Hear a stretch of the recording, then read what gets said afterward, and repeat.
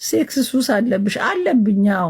ኦፍኮርስ ባል እስካለኝ ድረስ እግዚአብሔር ይመስገን በቀን 2 ግድ ነው። ታዲያ ይሄ ሱስ አይደል እንዴ? ደከመኝ ሰለቸኝ ማለት አይችልም። ስንፈራረም ራሱ ከስራ አጽፌ ነው 7 ቀን ደከመኝ ሰለቸኝ እንዳይል።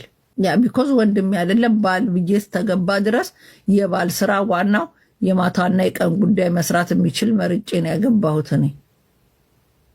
እግዚአብሔር የባረከው ነው። እግዚአብሔር ነው የሰራው። እግዚአብሔር በሰራው ነገር አትጠቀሙ የሚል ወፍ የለም። ገደብ አሌለም። በቀን አንዴ ብሎ አልተጻፈ። ቁርአን ላይም አልተጻፈም። መጽሐፍ ቅዱስ ላይም አልተጻፈም። ስለዚህ ሀላል የሆነውን ነገር መቅኔውን ልጨርሽው አይጨረስም። በጾም ያው እንቀንሳለን ቅባት ምናምን ስለማይወስድ መቅኔው እንዲያልቅ ደህና ምግብ ይባላል። እኛ ሶፋር አሳ ይከለከላል ይባላል። እኔ ግን አባቴ አሳ አብልቶን ያሳደገኝ ሮብና ዓርብ አሳ በላለሁ። ስለዚህ የሚተካ ነገር ጥሩ ፉዶች እንበላለን። ዶን ወሬ አትጨነቁ። ሂስ ፋይን